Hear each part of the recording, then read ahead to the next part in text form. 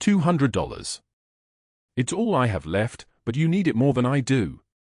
The words tore out of Elena Santos before she could stop them, before her mind could catch up to what her hands were already doing. November rain hammered the cracked pavement of South Chicago at 2:47 in the morning, each drop falling like a tiny fist against her face. The neon from the corner bodega bled red across the puddles, painting the street in the color of emergency, and Elena's orthopedic shoe squeaked with every step as cold water seeped through to her already blistered feet. She was walking home from Ruby's Diner, where she had just finished a double shift, 16 hours of smiling at people who looked through her like she was made of glass. The tips in her apron pocket rattled, for $1.37. Combined with the $63 she had managed to save over the past 2 weeks, she had exactly $107 to last until Friday. It was Monday. Her son Micah needed $300,000. 10 days. She rounded the corner by the shuttered laundromat, the one with the broken window that had been broken for 2 years, and froze. A man lay slumped against the brick wall, his expensive black suit soaked through with rain and something darker. A shoulder wound. Blood.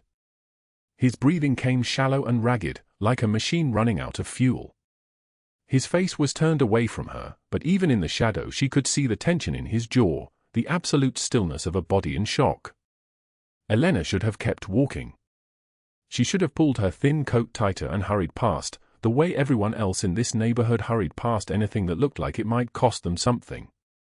She had $43 in tips from her double shift. She had a 6-year-old son sleeping in a mattress on the floor of their 2-room apartment. She had a hospital bill that felt like a sentence of death hanging over her head. But her feet stopped moving. The man's eyes fluttered open, dark, cold, calculating even in pain, and they locked directly onto hers. He rasped something in Italian she didn't understand, the word spilling out like an order, a threat, a prayer. His hand lifted slightly, a movement that cost him, and she realized he was reaching for something inside his jacket. Elena moved without thinking. She dropped to her knees in the rain-soaked alley, and her hands found the wound. Her apron came off, pressing against his shoulder with a pressure she hoped was right, though she had no medical training, no certification, nothing but the desperate knowledge that a person was bleeding and she was the only one standing here to stop it. The man's breathing changed. Slower. More controlled. His dark eye studied her face like he was trying to memorize something. Why? The word was barely a whisper, carried on a breath that tasted like copper and expensive whiskey. Elena didn't have a good answer. She just knew that if her son Micah ever lay bleeding in an alley, she would pray, no matter how hard she had stopped believing in prayer, that someone would stop. Someone would stay. Someone would choose to see him instead of walking past. Because someone would do this for my son, Elena said. She pulled out her phone with one shaking hand and called a cab. While she waited, she dug through her purse with her free hand, the apron still pressed against his shoulder. The hospital fund envelope was there, $200 bills that she had been saving, penny by penny, for Micah's pre-op blood work. The surgeon had said they needed the blood tests done 5 days before the operation, and without them, the surgery would be delayed. Every delay was a risk. Every risk was a possibility that his heart would fail before the surgeons could fix it.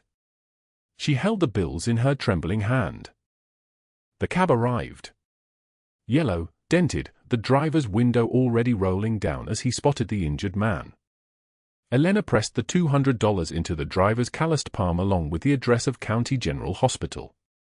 "He needs emergency care," she said. "Please."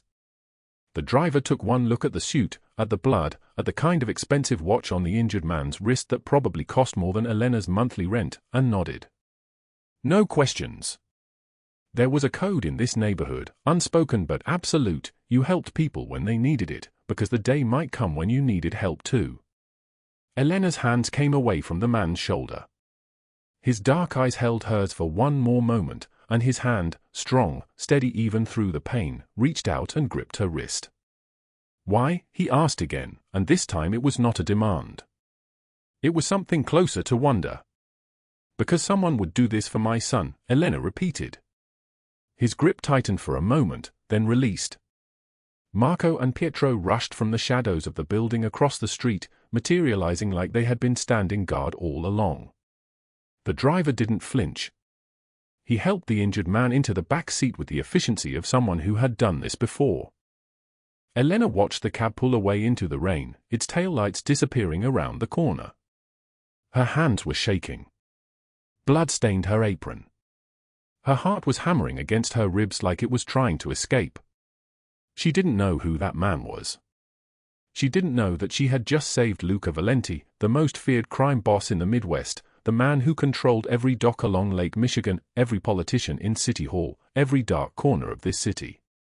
She didn't know that he had been shot by the only man he had ever trusted, that he had crawled into that alley to die in silence rather than let his empire crumble, that no one, not his lieutenants, not his lawyers, not his own blood, had ever risked anything to save him.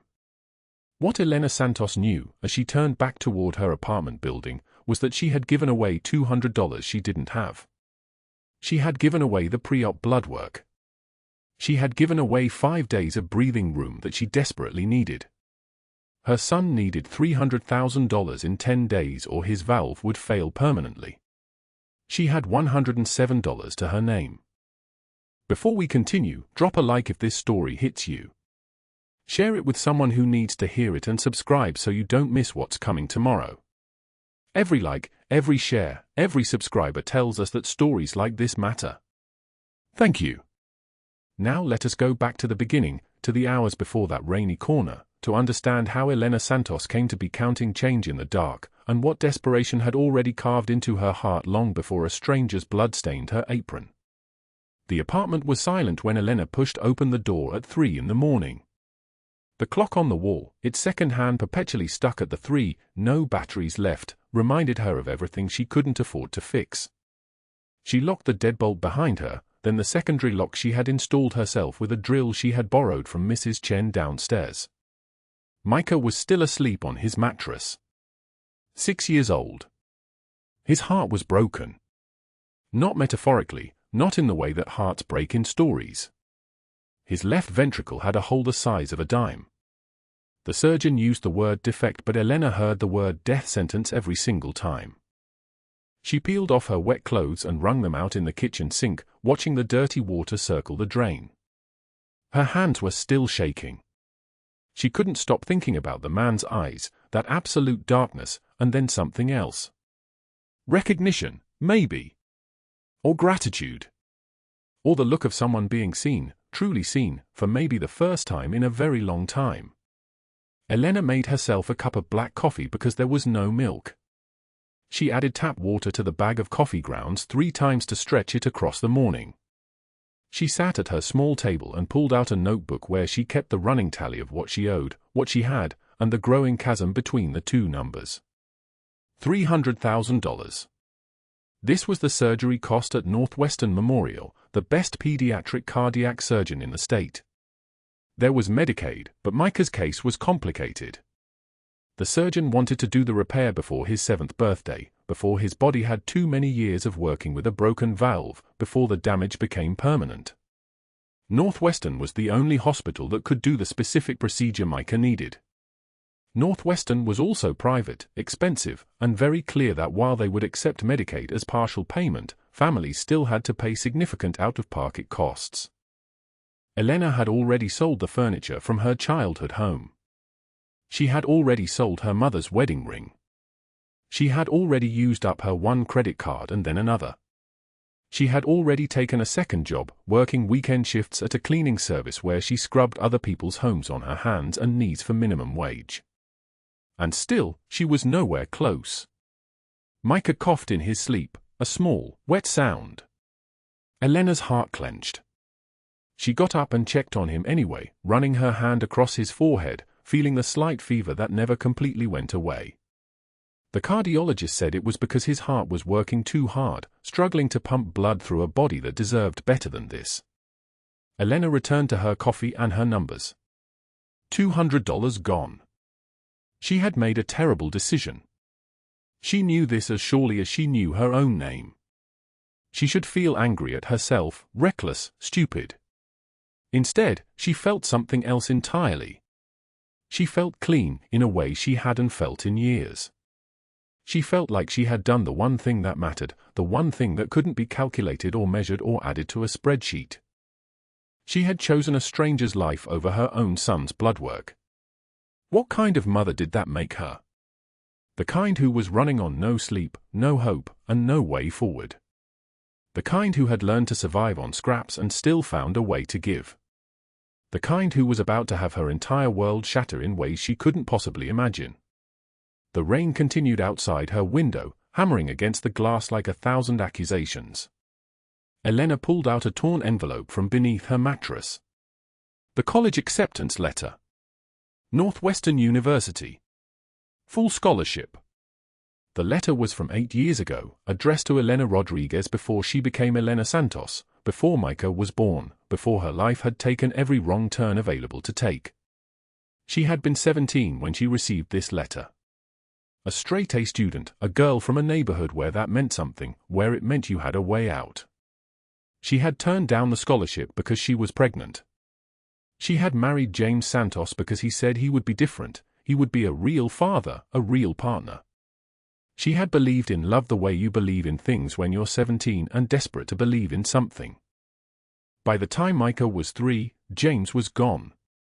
By the time Micah was 5, the diagnosis had come back: congenital heart defect, ventricular septal defect, moderately severe. By the time Micah turned 6, Elena had worked every hour available to her and still fallen catastrophically short.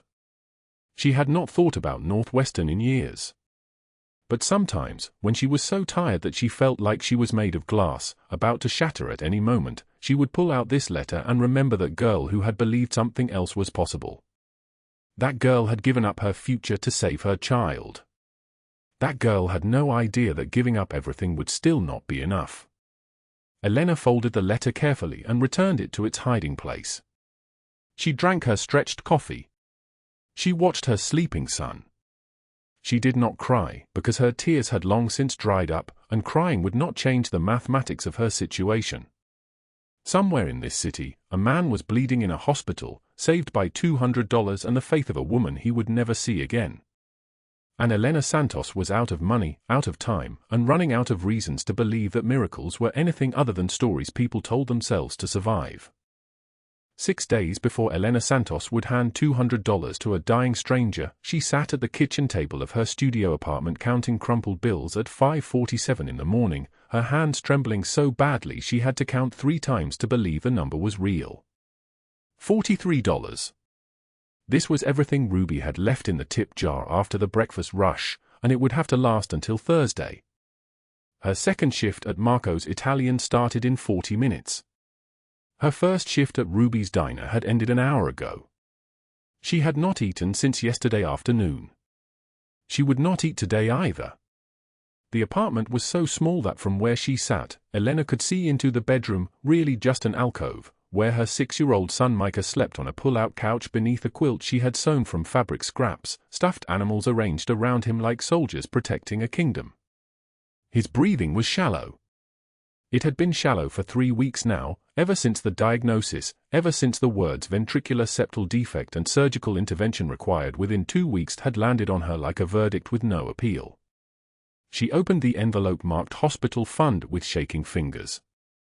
$200 lay inside, each bill folded with the precision of someone who understands that money folded carefully somehow feels less likely to disappear. She had scraped this together over 8 weeks. 8 weeks of taking every available shift, of eating the leftovers customers abandoned, of walking home instead of taking the bus, of wearing the same 2 uniforms and hand-washing them in the sink because the laundromat was a luxury she could no longer afford. $200 for Micah's preoperative blood work and imaging.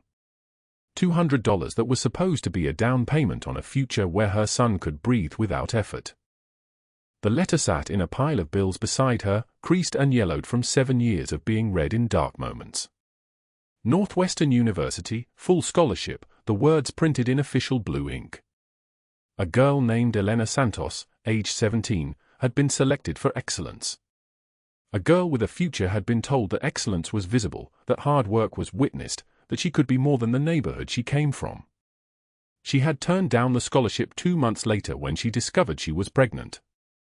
Elena folded the letter again and placed it beneath the envelope of hospital money, as if grief could be organized, filed away, made manageable through careful arrangement. The radiator clanked and hissed but produced almost no heat.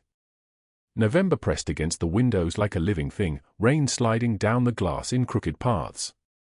This building was owned by a man named Douglas Hale, a landlord who collected rent on the first of every month with the efficiency of a man who understood that desperation was profitable.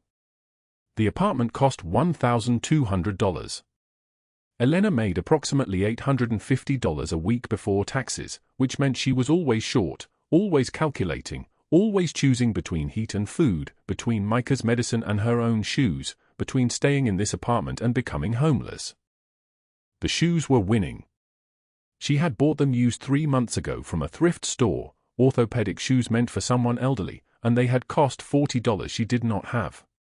Her feet had begun to reject her old shoes, blistering and cracking from 16-hour days standing on tile and linoleum.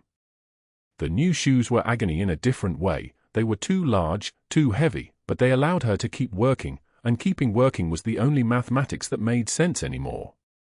At 6:15, she pulled on her second uniform, a blue polyester dress with a name tag that said Elena in faded black letters.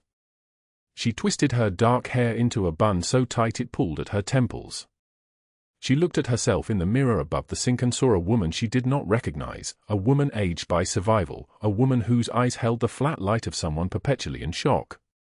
Marco's Italian occupied a corner building 3 blocks from her apartment, in a neighborhood that transformed after dark into something dangerous and controlled in equal measure. The restaurant itself was elegant in the way that places built on old money could be elegant: white tablecloths, soft lighting, wine bottles arranged like sacred objects. The back kitchen where Elena worked was a different country, loud, hot, reeking of garlic and oil, a place where immigrants and the desperate moved in a choreography perfected through repetition and survival. Her manager at Marco's was named Vince, a man in his 50s with forearms like tree trunks and a temper that could shift from jovial to vicious in a single sentence. He did not care that Elena's hand shook when she carried plates. He did not care that her orthopedic shoes made her walk slowly despite her efforts to move quickly. He cared only that the tables were cleared fast, the water glasses never emptied, and that the clientele, who were often men in expensive suits who ordered in Italian and paid in cash, remained undisturbed and content. "You're late," Vince said when she arrived at 6:58. The kitchen smelled like burning oil and the particular exhaustion of a place that never truly closed. "My bus was delayed," Elena said, which was a lie. She had walked to save the $2 bus fare, and the walk had taken longer than expected because her body was moving slowly, the way bodies do when they have not slept more than 4 hours in 30 days. "I'm here now." Vince handed her an apron without comment. The evening shift began at 7. By 8 o'clock the restaurant would be full of people who were comfortable in ways Elena had never been comfortable in her entire life. She would carry plates of risotto and osso buco to tables where women wore jewelry that cost more than everything in her apartment combined. She would smile and accept $4 tips on $100 meals and return to the kitchen and cry silently while rinsing plates. By midnight she would walk back to Ruby's diner for the late-night shift, the one that ran from 1 in the morning until 5, where the clientele were truckers and insomniacs and people whose lives had somehow collapsed into the specific geometry of an all-night diner at 3 in the morning. This was her schedule 6 days a week. Sunday was for Micah, for sitting beside him, for reading to him, for pretending that the fear consuming her was not the most real thing in the room. The evening service at Marco's moved with the precision of a machine. Elena existed within this machine as something functional but invisible, a pair of hands that appeared when needed, a presence that did not call attention to itself. She had learned this skill, this invisibility, the way people learn to breathe underwater, slowly at first, then with the understanding that survival depends on adaptation. At one point during the service, a man at table 7 sent back his risotto because it was too warm. Elena brought him a new plate, her hand steady despite the fact that $3 of her $200 had just evaporated into the concept of a man's preference. She did not resent him. Resentment was a luxury. She simply returned to the kitchen and continued working. By 1 in the morning, she was at Ruby's diner, tying a different stained apron over her dress, her feet already screaming inside the orthopedic shoes. Ruby herself was behind the counter, chain-smoking and reading a romance novel with a muscled man on the cover.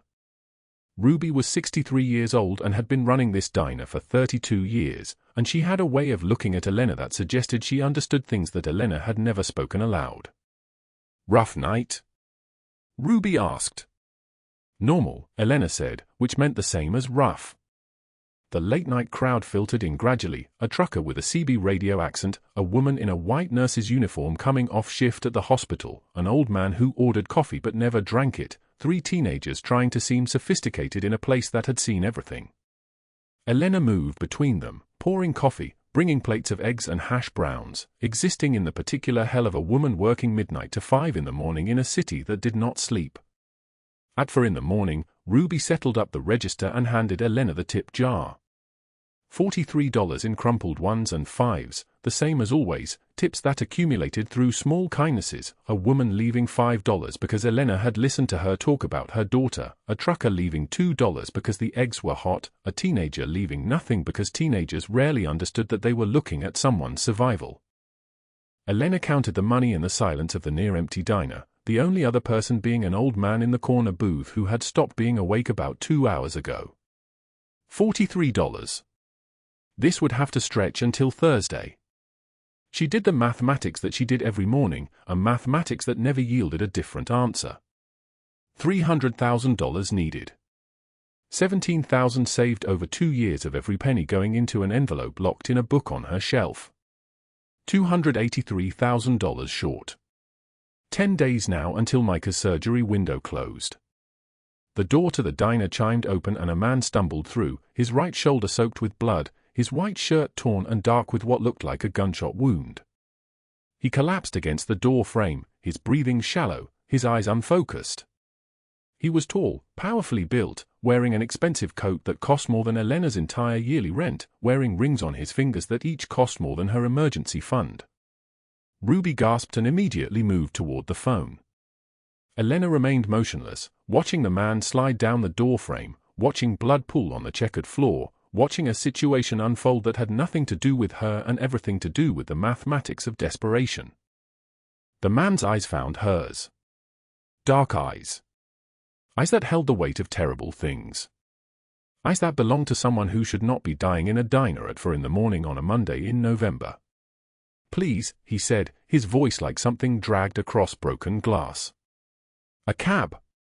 I need a cab." Ruby was on the phone. The old man in the corner had not moved. And Elena, with $200 in her pocket that belonged to her son's surgery, with 10 days remaining before her mathematics became meaningless, with every rational part of her mind screaming that this was none of her concern, stood up and walked toward the bleeding stranger. "Where are you trying to go?" she asked. His eyes widened fractionally, as if he was surprised to find himself addressed by a human being rather than a problem to be solved. "Safe," he said. "I need to get to somewhere safe." Elena opened the register beside Ruby, pulled out $200 from her own pocket, and handed it to the man along with her phone. "Call your cab," she said. "Tell them to hurry." The study fell silent except for the sound of Vincent's breathing, steady and peaceful against Elena's chest. She held the boy like he might dissolve if she loosened her grip, and Luca watched them from across the room with an expression that made Marco look away. Pietro's phone buzzed and he stepped into the hallway, returning moments later with something that shattered the moment like glass. "Boss." Pietro's voice carried the weight of a threat materializing. "Douglas Hale just filed an eviction notice. 72 hours. Elena's entire body went rigid. Vincent pulled back, sensing the shift in her, the way her hands began to tremble. "What?" The word came out broken, a fracture in the composure she'd been holding since walking through those iron gates. Marco pulled up the paperwork on his tablet and turned it toward her. The notice was dated that morning. Damaged property. Lease violations. Immediate forfeiture of deposit. Every lie was printed in official letterhead and bold text. "I paid November rent," Elena whispered. "I paid it the moment I received my diner check. I have the receipt." Luca took the tablet from Marco and read it once, his jaw tightening with each line. When he looked at Elena, his eyes had shifted into something darker, something territorial. "Tell me about Douglas Hale." Elena set Vincent down and the boy drifted toward Pietro, sensing the adults needed to talk about dangerous things. She sank into the leather chair, her hands pressed flat against her thighs to stop their shaking. "He owns 15 buildings on the south side. Bad maintenance, black mold in the walls, heat that breaks in winter. But it's $800 a month and I can afford it, barely." She paused, forcing herself to say the part that made her skin crawl. "He's been showing up unannounced. Last month he came at midnight claiming to check the pipes. He told me I could work off rent in other ways. I told him no. Last week I filed a complaint with the city about the mold in Micah's bedroom, and 2 days later this appears." The silence that followed was not the silence of a quiet room. It was the silence of a room where violence was being calculated, measured, weighed. Marco and Pietro exchanged a glance that lasted only a fraction of a second but contained entire conversations. Luca's voice dropped to something barely above a whisper. "What is his address?" "Mr. Valenti, please." Elena stood, moving toward him. "Whatever you're thinking, I've seen this movie. I know how it ends. I don't want that for Micah. I don't want him growing up knowing his mother was saved by someone who... Who what? Who protects those under his care? Who corrects men who threaten children?" Luca stepped closer. "In my world, Ms. Santos, there is a code.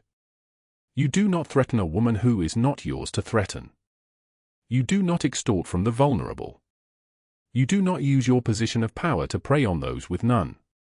Your world," Elena said, and her voice steadied with something like anger, "is a world that solves problems with violence. I need my son to grow up in a world that solves them with law, with decency, with..." The study door opened and the temperature in the room seemed to drop 10 degrees.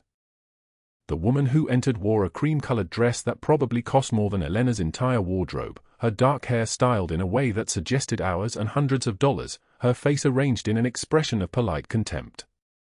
Margaret Harrington, 52 years old, carried herself like someone used to being obeyed without question. She stopped when she saw Elena. Her eyes traveled from Elena's stained diner uniform to her worn shoes in a journey that took exactly 3 seconds and contained all the judgment that 3 seconds could hold. "Luca," Margaret said, and her voice was smooth as ice. "What is this?" "Margaret, this is Elena Santos. She's a guest." Margaret's smile didn't reach her eyes. "A guest? How unusual." "She looks like a..." Margaret paused, searching for the word. "The help." Vincent, who had been playing with one of Pietro's leather cufflinks, suddenly moved back to Elena and took her hand. The gesture was small. It changed everything. Margaret's expression shifted, sharpened. "This is the woman from the hospital, isn't it? The waitress playing with Vincent on the playground? I told you we needed proper vetting for anyone around your son. These situations can be complicated. Dangerous, even. For all we know, she's running a scheme." Elena felt heat rise to her face. She'd been called worse, but never in a house like this, never by a woman wearing a Rolex, and contempt in equal measure. "She saved my life," Luca said flatly. Margaret's eyebrows rose. "How convenient for her." "It's not convenient," Elena said, her voice quiet but sharp. "It was stupid. It was $200 I couldn't spare, and it was stupid." Margaret laughed, and the sound was beautiful and cruel. $200? "Oh, Luca, surely you're not considering giving her money for her son's surgery? I heard about that through the hospital board. Such a tragic situation. But there are channels. GoFundMe. Charity applications. If we simply give money to every sad story in Chicago, where does it end? You heard about my son's medical needs through the hospital board." Elena's voice was very quiet now, and she was standing, and Luca noticed how she positioned herself slightly in front of Vincent without thinking about it. "It came up in discussion," Margaret said smoothly. "These situations are monitored. You understand, wealth management circles, they talk. Your unfortunate circumstances became visible. Elena felt Luca's presence beside her like a wall materializing. She did not see him move, but suddenly he was there, and Margaret took a small step backward. "Leave," Luca said. "Luca, be reasonable.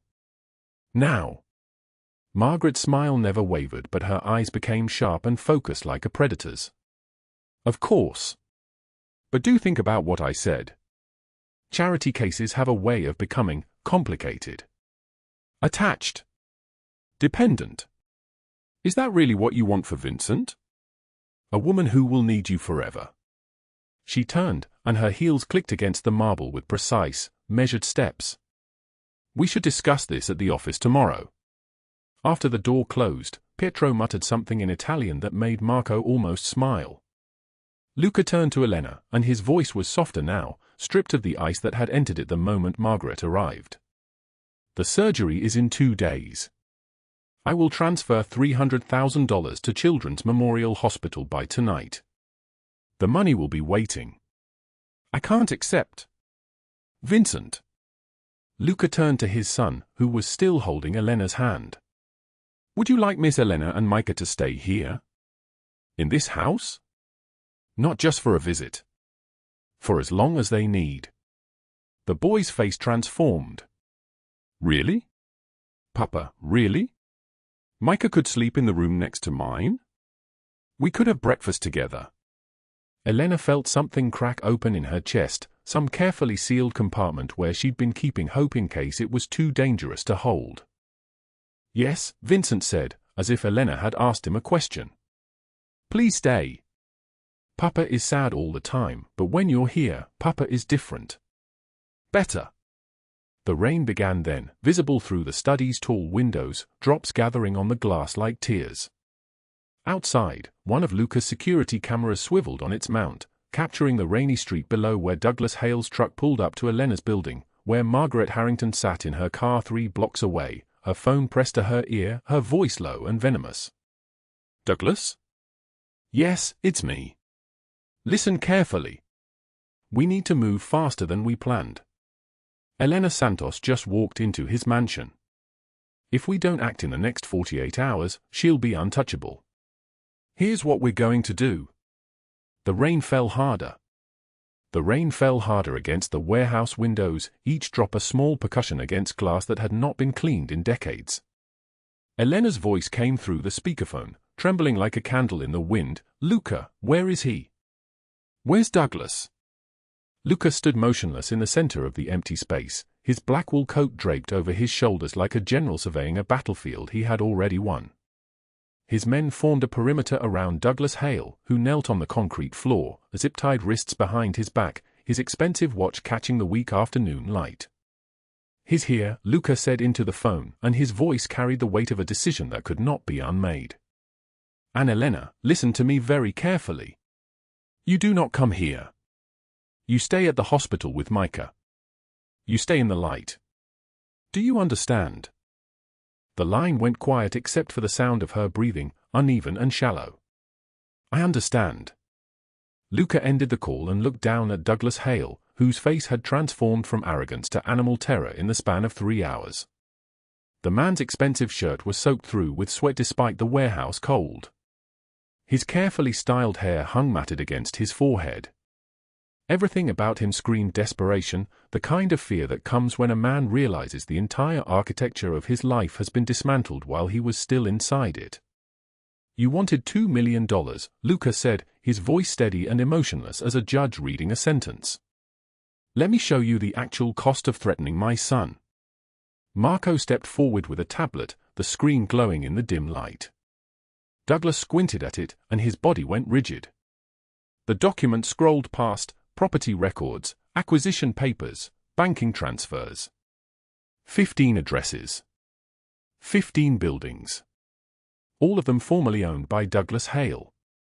All of them now registered to shell corporations controlled by Luca Valenti. "You bought my buildings." Douglas's voice cracked on the final word, transforming it into something barely human. "I bought them at triple market value," Pietro said, and there was something almost cheerful in his tone, the way a man might describe a successful restaurant opening. Your mortgage holders were very motivated. Faced with immediate payment in full or foreclosure for code violations, they chose cash. Your bank accounts are now empty, Douglas. Every liquid asset you possessed, every piece of collateral you could leverage, every escape route you might have planned to take, gone. Douglas began to hyperventilate, his chest heaving against the restraints. Please, he whispered. Please, I have a family, I have. Children? Luca asked quietly. Yes, I know. 2 daughters, ages 14 and 16. I also know they attend Lincoln Park High School. I know their class schedules.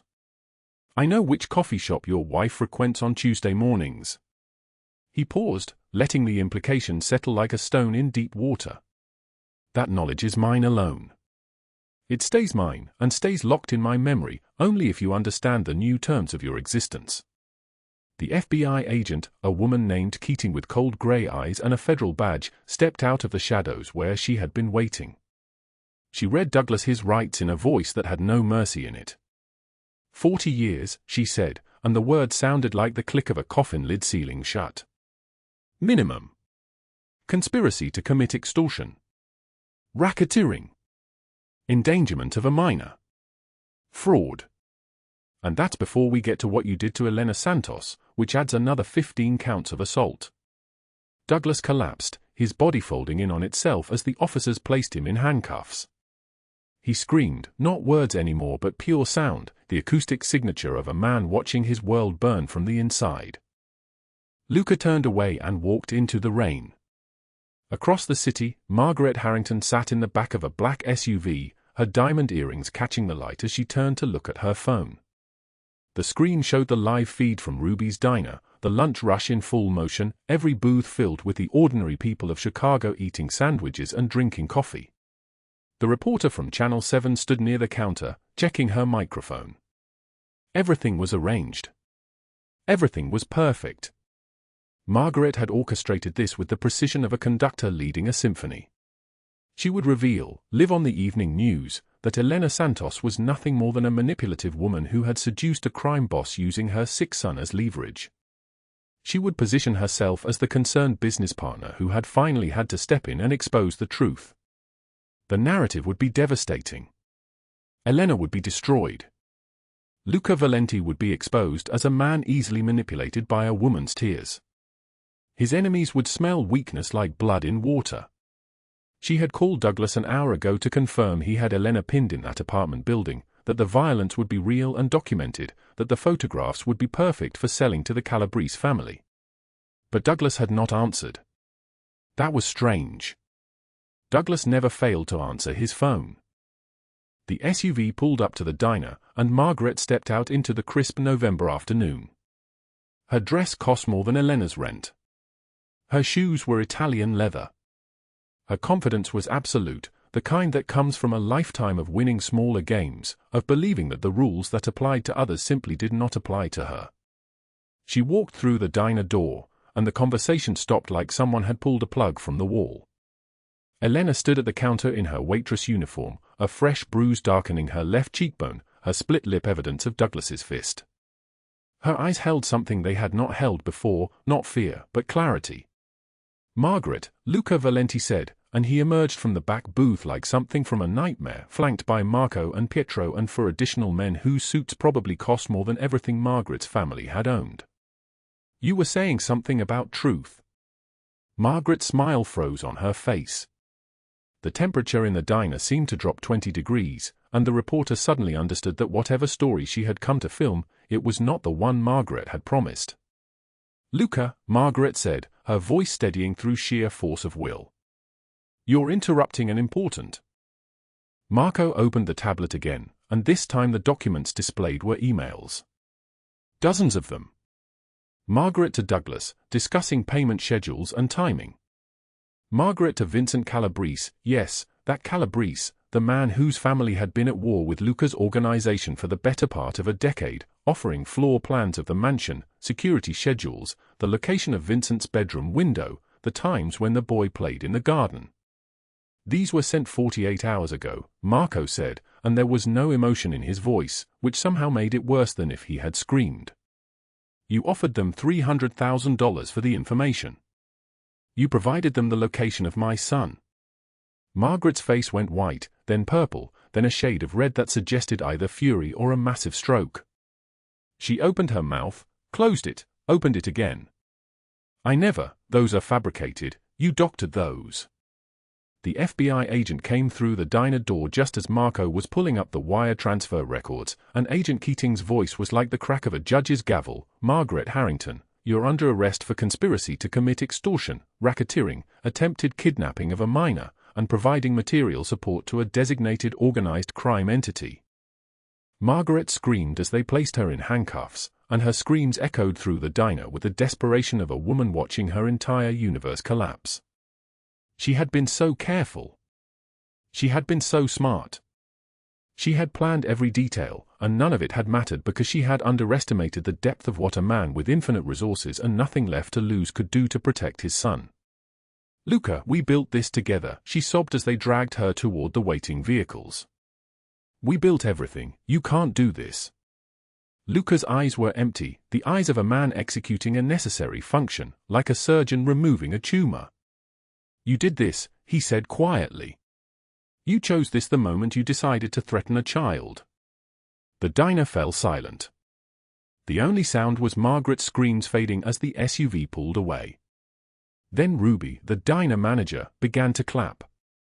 It started with her hands, slow and deliberate, and then the other customers joined in, a rhythm that filled the space where Margaret had been trying to destroy them all. Elena stood frozen behind the counter, her hands gripping the edge so hard her knuckles went white. At Children's Memorial Hospital, Dr. Patel was reviewing the pre-op scans one final time, Micah's small chest outlined in grayscale on the computer monitor. The boy's heart defect was visible as a clear anatomical failure, the valve that should have been closing properly instead hung open like a door that would not shut, allowing blood to flow backward with each beat, forcing his tiny heart to work twice as hard for half the oxygen. In 6 hours, the surgeon would go inside that chest and fix what nature had broken. Elena arrived at the hospital carrying nothing but her fear and a crumpled hospital ID. She walked past the waiting room where Luca sat with Vincent, the two of them playing a card game with unusual focus. Luca looked up as she passed, and his eyes held a question. She answered it without words. She nodded once, sharply. It's done. He returned to his cards. Micah was in the pre-op holding area, dressed in a surgical gown that swallowed his small frame, his dark eyes wide and bright with the fever of anticipation. He had asked 3 times if the surgery would hurt, and Elena had told him the truth, yes, buddy. It will hurt for a few days. But after the hurt, your heart will work the way it's supposed to work. You'll be able to run and play without getting tired. You'll be able to grow up. Like Papa Vincent? Micah asked, and the name, not Mr. Valenti or Luca's son but Papa Vincent, landed in Elena's chest like a stone. Yes, she whispered. Exactly like that. The nurses came to wheel him toward the operating room, and Elena walked beside the gurney, holding his small hand, feeling his pulse fluttering against her palm like a frightened bird. At the surgical doors, she had to stop. Hospital policy. No further. Mama, Micah said, and it was the first time he had said the word aloud, and it broke her in half and rebuilt her simultaneously. Will you be here when I wake up? Always, Elena said. I will always be here. They took him through the doors, and Elena stood in the hallway watching him disappear into the lights, into the machines that would stop his heart and restart it, into the hours where everything would either be healed or lost forever. She walked back to the waiting room where Luca was still playing cards with Vincent, where Marco stood by the window watching the city lights beginning to glow against the darkening sky, where Pietro had his phone pressed to his ear, receiving updates that Elena did not need to hear to understand. Douglas Hale was in federal custody, singing like a canary, his cooperation a small price to pay for avoiding the maximum sentence. Margaret Harrington was in a holding cell, and her lawyer was already negotiating a plea deal that would put her away for at least 8 years, her law license revoked, her reputation obliterated. The threat was over. But the surgery was still happening. Luca looked at Elena as she sat down across from him, and he set down his cards very carefully.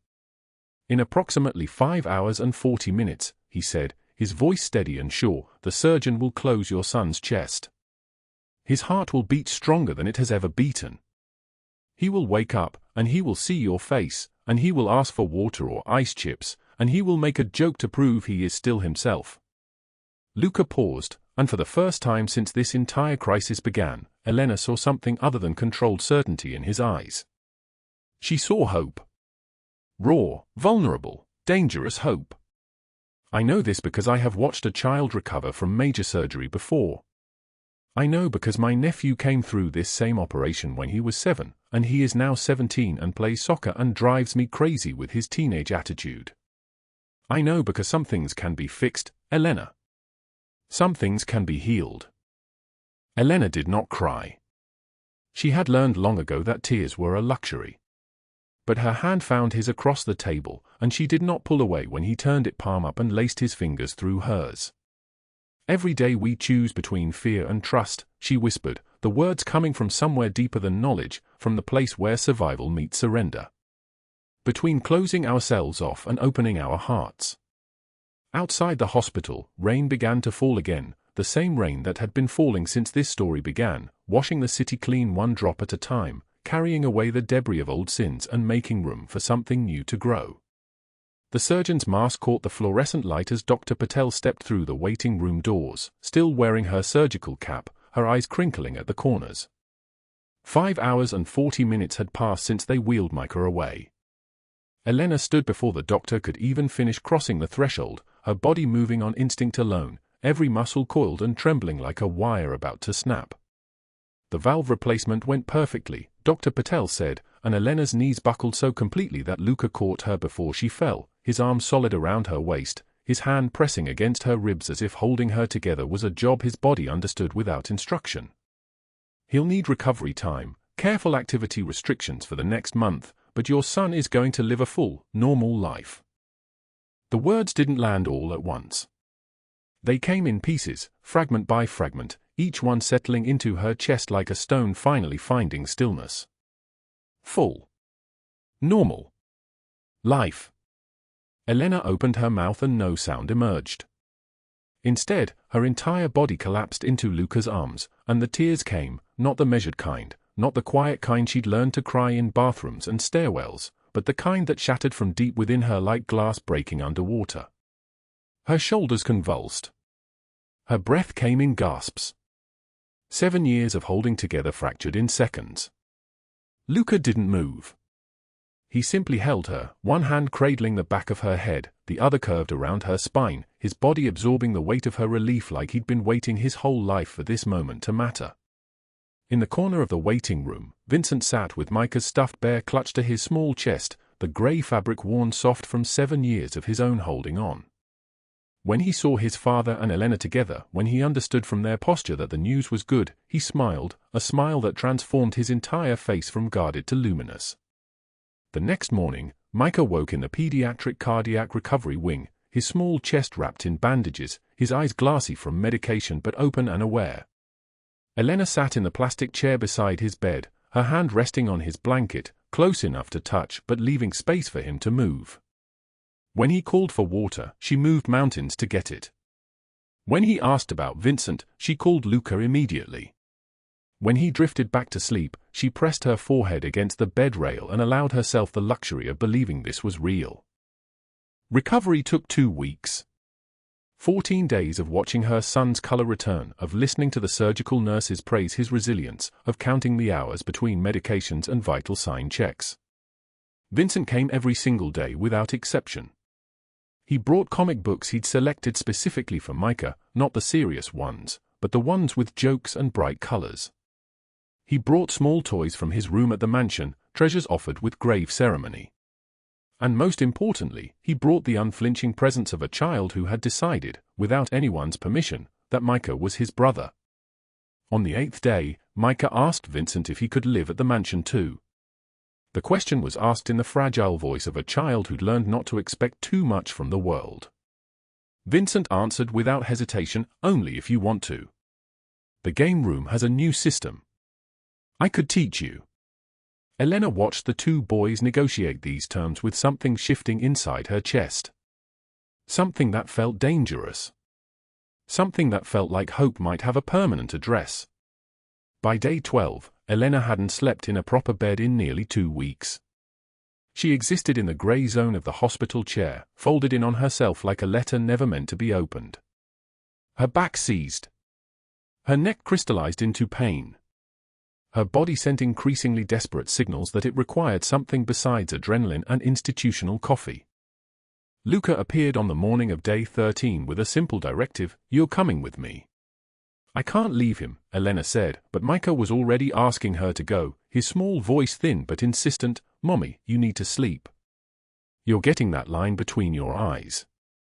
Vincent says Marco will stay here, and the doctor said I'm okay now." The drive to the mansion took 42 minutes through Chicago traffic, the Mercedes moving with controlled precision. Elena sat in the passenger seat, her hands folded in her lap, her eyes fixed on the city passing outside. Luca didn't speak. The silence between them held weight, but not the bad kind. The kind that meant someone was present without demanding explanation. He showed her to a guest room on the second floor, high ceilings, pale walls, enormous windows overlooking the garden. "Sleep," he said. It was not a request. Elena collapsed across the bed fully clothed and woke 16 hours later in a state of panic, her body bolting upright, her heart convinced something catastrophic had happened in her absence. Luca was in the doorway, holding 2 cups of coffee, moving with the casual certainty of someone who'd expected exactly this reaction. "Marco is with the boys. They're watching movies. Vincent has assigned Micah to the couch position closest to the wall so he doesn't have to move quickly. You needed rest. The surgery is finished. Your son is healing. Breathe." Elena took the coffee. Her hand shook enough that steam sloshed against the cup's rim. They sat in Luca's study that afternoon, surrounded by mahogany and books that had actually been read, their spines cracked from repeated handling. The study smelled like leather and the faint ghost of cigarette smoke from a version of Luca that no longer existed. "Why did you really help me?" Elena asked. The question had been building for 2 weeks, and now it emerged without permission, sharp and necessary. The truth. Not the version you tell yourself. The truth. Luca set down his drink. His fingers flexed around the glass, released, flexed again. Outside, rain began, not the violent November storm that had started this story, but something gentler, spring rain washing the city clean. "When Antonio died," Luca began, his voice carrying the weight of years, "when I lost my wife, I became a dead man who happened to still be breathing. I built an empire because it was something to do with my hands while I waited to feel something again. Anything. Vincent needed me, and I could barely look at him because he reminded me of everything I'd lost. Every time he asked me to play, to read a story, to sit with him during the nightmares, all I could feel was what was missing." He turned to face Elena directly, and his eyes, those cold, controlled eyes that had orchestrated the destruction of 2 villains, showed her something terrifyingly vulnerable. "Then you came into that hospital playground and played tag with my son," he continued. "You let him win. You laughed when you fell on purpose." He laughed, Elena. I hadn't heard him laugh in months. And I realized something I should have known all along: he didn't need an empire. He needed his father to be present. You gave him that. You gave him the ability to be a child instead of the heir to a dynasty built on violence. Yes, you saved my life in that alley. But you saved his childhood. That's a debt I can never repay." Elena reached across the desk and took his hand. His palm was warm, calloused, the hand of someone who'd held weapons and held his son and now held her like both were equally important. "You don't owe me anything," she said quietly. "But Vincent owes you a father who shows up. The money, the protection, the mansion, I'm grateful for Micah. But what that boy needs is you present and healing, not haunted." The words landed like a key in a lock that had been sealed for 7 years. Luca stood, and for a moment Elena thought he would pull away. Instead, he walked to the oak door and locked it from the inside. He turned back to her, his expression set with the kind of determination she'd only ever seen directed at enemies. "There's something I need to show you," he said. "Upstairs. I haven't opened that door in 7 years. But I think it's time." They climbed the mansion's grand staircase, his hand never releasing hers. The third floor was quieter, more private. At the far end of the hallway, a single door stood painted white. Luca's hand shook as he inserted the key. The room that opened before them was a shrine to grief preserved in stillness. A white crib occupied the center, its mobile still hanging overhead, silver birds frozen mid-rotation. Stuffed animals arranged on shelves in careful rows. A name painted on the wall in blue letters, Antonio. A rocking chair in the corner, dust thick on its arms, waiting for a mother who would never come. "I don't know how to let him go," Luca whispered, his voice fracturing like old ice. Elena didn't touch him. She simply stood as witness while his shoulders shook with sobs that hadn't been cried in 7 years, grief finally breaking free because someone had shown him it was safe to break. Time moved differently in that room. Minutes became hours. Slowly, carefully, they began to pack it. Not erasing it. Preserving it. They boxed clothing for donation to families who needed them, packed toys for a children's hospital charity, took photographs of the painted name before painting over it with fresh white. Luca kept only 3 things: a blanket woven in pale blue, a photograph from the ultrasound, and the hospital bracelet that read Baby Valenti because he'd been born too soon to ever be named officially.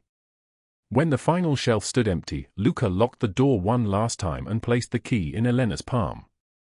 "If I try to hide in the past again," he said, "you remind me what's waiting in the present." That evening, dinner at the mansion's long table. Elena and Micah, still moving carefully but smiling, still marveling that his heart beat normally. Luca and Vincent. Marco and Pietro, invited because Luca insisted on it, because loyalty meant witnessing what mattered. Vincent asked if Micah could stay forever. Micah asked if Vincent could be his brother. The question hung in the air above the table, innocent and profound. Elena and Luca exchanged glances. The real question passed between them silently: what are we becoming? Luca answered by reaching across the table and taking Elena's hand in full view of everyone, a declaration without words. Vincent saw it and grinned wide enough to light the room. "Does this mean Miss Elena is staying?" he asked. Luca turned to Elena, the question genuine, open, terrified. "Is she?" Elena took a breath that felt like the first real breath she'd taken in 7 years. "If she's allowed to keep working at Ruby's diner, because she's not a kept woman and she needs her own money and her own life." Luca's mouth curved upward, not quite a smile, but close. "Negotiating already? I expect nothing less." That night, both boys fell asleep on the couch during a movie, tangled together like they'd been brothers forever. Elena and Luca watched them from across the room, not touching but standing close enough to feel each other's breath, 2 broken people beginning to believe in repair. If this story touched your heart, please subscribe to the channel, like and share this video with the people you love. Every comment you leave is a precious source of motivation. We wish all of you good health, a joyful life, and days filled with peace.